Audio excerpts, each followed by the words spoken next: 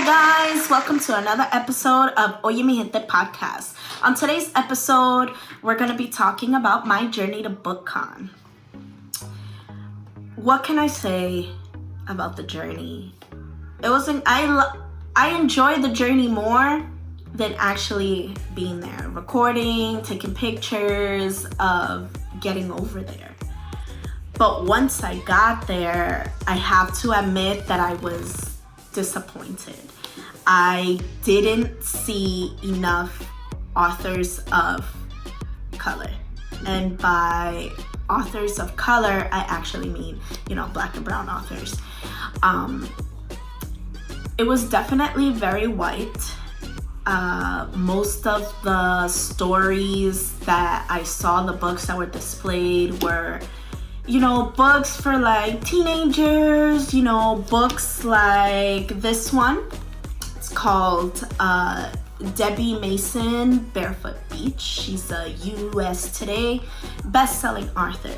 Not to knock down her writing, but this wasn't what I wanted to see. It was a free book.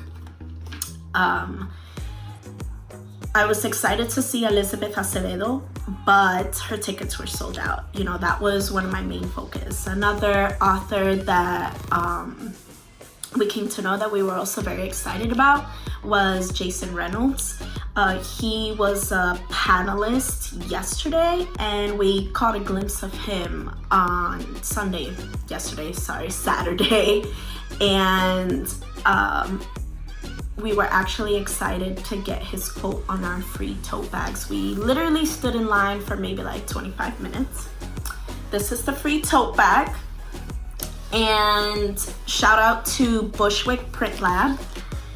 They printed these tote bags there with different quotes by different authors. The one that we chose by Jason Reynolds says, "You can't run away from who you are, but what you can do is run towards who you want to be."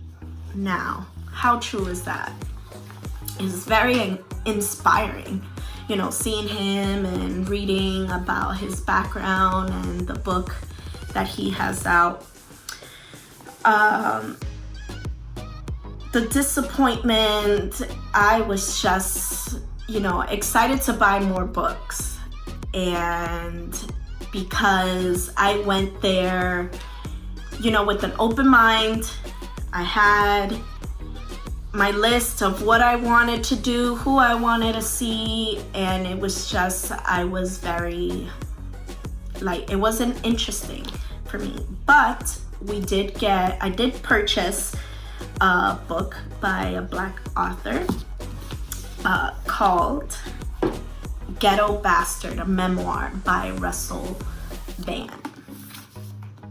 He is on his third book. Basically, I bought one book and he gave me the second one for free. The second one is called Ghetto Bastard 2. And basically, I'm going to read you a bit about what he has on his book. Society has labeled babies born between 1961 and 1982 Generation X. But in 1968, in the Mott Haven section of the Bronx, which was one of the most dope-infested areas of the world, they donned another moniker. Right across the bridge from Harlem, in the glory days of notorious drug kingpins such as Nicky Barnes and Frank Lucas, children born in this section were known as Generation X, because no one looked at those babies and asked, who's going to be a doctor, lawyer, politician, businessman, real estate tycoon? Instead, they wondered, which of these babies is the next dope fiend, the next dope dealer, the next one to go to prison, the next unwed teenager mother? The odds of one of these children, a Generation X, surviving their circumstances undamaged were on par with the journey of sperm to egg. 300 million are in the race, but only one makes it to the target. Ghetto Bastard is a story of survival. Malik was born into these circumstances with no father to teach him how to be a man, and to a mother that didn't want him. Malik must navigate his way to adulthood with only the streets as his guide, through the 70s heroin infestation, the 80s crack rage, and the 90s Clinton mass incarceration era and AIDS epidemic. When I spoke to him, he basically explained to me how the reason for his book was to show another side to what society today glorifies, you know, the quote-unquote ghetto and the drug dealers and how much money they make and how, you know, that's the lifestyle that people want. His book was to give, you know, another perception on how someone can grow during this time and become a father, become a homeowner, have his own business, and to write a book. So I was, you know, interested and excited to purchase this book and, you know, to read a different type of, you know, perception on what society has led us to believe. Another free book that I got was Rules for Vanishing by Kate Alice Marshall. And, you know, I like thrillers, and so I'm excited to actually read this book. We got another couple of free books. This one, we ran into some Buddhist monks that were there set up with their books. This one is called All in Thought, Between Ignorance and Enlightenment 1 by Venerable Master Hings Young. Another free book that we got is called The Calling, a 12-week science-based program to discover, energize, and engage your soul's work. Written by Julia Mossbridge, PhD. Forward by Carol Griggs, PhD.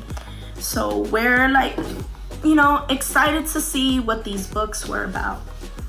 There was lines everywhere we went to get free things. And, you know, because we were trying to like document the journey, some of the people that were in charge of those lines and to get people moving were extremely rude. There was actually another book that I wanted to get with a black girl on the cover, and I couldn't get it because the lady was like, no, she has to stand back in line and you gotta keep it moving.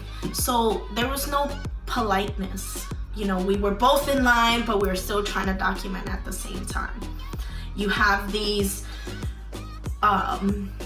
privileged, entitled people trying to navigate people on where to go, and most of the people that were on the line were people of color mixed in with a couple of white people. So that was like a little bit disappointment on how we were treated. One book that Unique was definitely very excited to get was this one that brand new. We got it right before it was coming out. It's called Pick It Up, Chan's Stories to Inspire. Again, written by Venerable Master Hings Young. And basically, Master Hings Young has been a Buddhist monk for 80 years and has spent his life working to promote humanistic Buddhism. He is the founder of the Fo Guanshang Buddhist Order, which has branched temples throughout Asia, Australia, Europe, and the Americas. He is the author of many works, including Embracing Nature, the biography of Sakyamuni Buddha, the core teachings, and For All Living Beings. This collection of Chan stories, or Gongans, which is mostly dialogues between Chan masters and practitioners of Chan within Chinese Buddhism, as well as Zen masters from the Japanese tradition.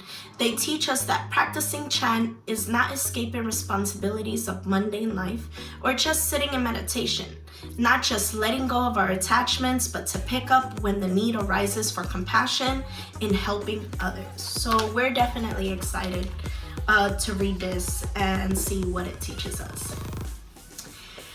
Am I going to BookCon again? Probably not. Maybe I might try to go for a Saturday to see, maybe if there are more authors of color.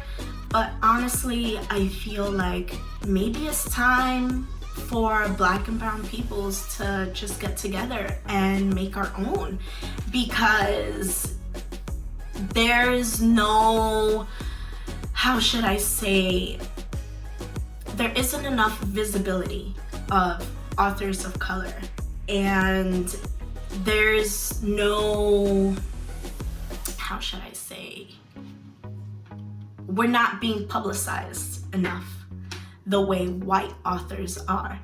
Our stories need to be heard.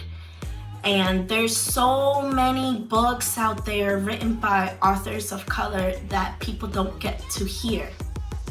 And, I do want to give a shout out to a book club that I belong to called the Boricongo Book Club by Angelique Imani Rodriguez. She goes under Imani Sublime on Instagram. And her book club pretty much shines light on authors of color. The stories that I have read belonging to that book club, incredible. Stories that I didn't even know about, so keep a lookout for her. Join the book club if you want to hear more about authors of color. I think it's time for us to build our own, and we gotta start looking up more authors of color and go to places, book fairs that shine light on authors of color. I know today there was one in the Bronx, and I really wanted to go, but honestly, from living in Newark, traveling all the way up there and then coming back, I wasn't really ready to make that trip. I needed to plan that, and that was definitely very exciting to hear about that. Another not book club, but another book store that's gonna be coming out is Bronx Bound Books, and keep a lookout for them. She is trying to bring books on wheels, so that's gonna be super exciting. Another thing that I learned about was Kobe Bryant has written books, very Harry Potter-esque. Basically, he developed this fantasy world of basketball. Picking up that book, it was so amazing. I'm gonna look it up. I'm gonna start reading. He developed this whole entire fantasy world of a basketball academy, a magic basketball. That was definitely super exciting. Another bookstore that you guys definitely need to head to is Mil Mundos Books. They're in Brooklyn, and she shines light on authors of color. Black and brown stories in English and in Spanish. We need to start buying Black and brown stories. We need to start standing up for our own people, supporting our own people, supporting our people that tell our stories. We need to feel represented, because if these white people aren't gonna do it for us, then it's time for us to do it for ourselves. Instead of trying to sit at their table, we need to start creating our own table, building our own bookstores, building our own tables, setting up our own seats, making our own communities. So I'm gonna leave you with that. Support Black and brown bodies. Have a good one, guys.